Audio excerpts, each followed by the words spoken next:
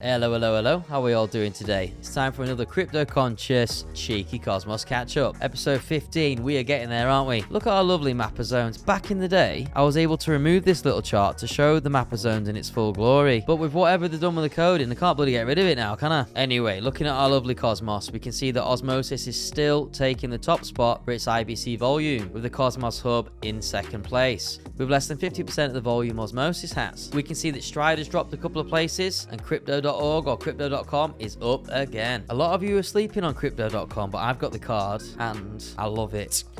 So what we're looking at this week then? First, we're looking at the minor uptick in the Cosmos value. Sadly, EEUR are leaving the Cosmos, but not all is lost. wMATIC now tradable on Osmosis, thanks to the Axelar bridge. The Mars Hub testnet is now up. And finally, the OLLO Airdrop. So let's get bloody into it.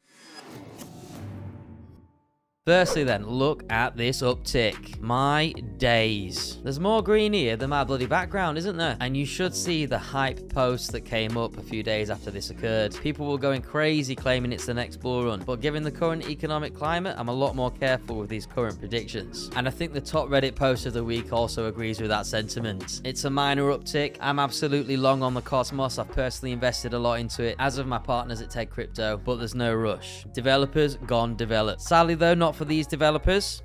Unfortunately, the Euro stablecoin issuance has ceased. It ceased on January the 9th and you can redeem it up till March the 6th. So make sure you're doing that if you have EEUR. I used to have it. I really enjoyed using it. It was clean, it was simple, it felt safe and secure. And after watching the interview with Liam Connor about this, with the expertise of the people in charge, I felt confident in the platform. Unfortunately, however, they're saying it's the economic climate which has led to this, the impending recession, the increasing interest rates and whatnot. Also, I personally believe it's because they didn't invest enough in marketing. I think it was a great product and just wish they'd invested more in it. Although this is sad news, losing a decent protocol on the Cosmos, a new phoenix rises from the ashes, doesn't it? With RIZON, they've already got 12.3k followers, and they are a new Tendermint-based digital currency based in Switzerland. So we can be sure that the stablecoin concept will never die. I'm always excited to see new iterations and new protocols and new advancements in the tech. Let's see what they can do down the line. Let's see if they have better marketing. Let's see if they have a better product. And let's see if they can achieve this monumental task that they've set out for. Like a cheeky little Charmander, DeFi is evolving, ladies and gentlemen. And one day it's going to be a bloody Charizard, isn't it? Also, I just want to point out a few of these nice little graphs by Satria. Even though we are losing a chain, we can see a consistent and steady growth in the number of chains on the Cosmos. Ones that are active at least. This does not include the inactive ones. This is of course helped by the SDK modules that help developers plug and play and develop in a way that they want. And secondly, we can see the block count increase is consistent on the Cosmos, implying a lot more transactions are occurring, and the speed of transaction is consistently being reduced. These are all massive positives for the growth of the Cosmos, and it's why I remain bullish. Moving forward, thank you to Axelar. They are delivering where others aren't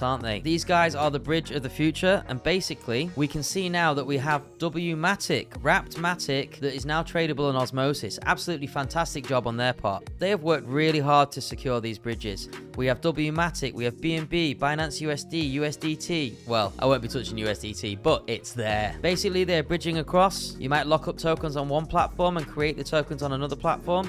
And we know bridges, as Vitalik said, are quite risky in general, so be careful with putting all your assets on them. If you lock up an asset and create it on another platform, there is potential for that locked up asset to be withdrawn by hackers, or it can be attacked on this end where it's sent to the wrong bridge. So while I love what they're doing, and I see they're being incredibly active by recognizing risk and taking steps to minimize potential exploitation, it still makes me a tad nervous. But ladies and gentlemen, this is the future. Ultimately, in the long run, bridges are going to be much more secure, and chains are absolutely going to be interconnected, and the Cosmos has a massive start with that with the IBC. Inbuilt connection between protocols. Absolutely bloody fantastic. Next, we have the Mars Hub testnet up and running with a 100k bounty, and if flaws are identified, people can win up to 100 grand. These bug bounties are very important to ensure people deliberately try and attack it and therefore make it more secure. If they can break through, then the leaks can be plugged. Ultimately, the more money invested will lead to more security. So it's good that they're taking these steps on the Cosmos, as this is going to be one of the first chains that actually is able to lend out money without collateral based on their decentralized autonomous voting. So that's going to be quite an exciting time. I'm really looking forward to see this evolution in DeFi. And finally, there is a new airdrop in town, isn't there? The Wise Drop. So there's 45 million OLLO available. This is for Atom, Osmo, and Juno holders, the three horsemen of the Cosmos that pull in the greatest amount of airdrops. It's 45% of supply, and you need a minimum of 12 Atom, 50 Osmo, or 16 Juno. This is the snapshot time, and I know that you always have this question: when snapshot, bro? Well, bro,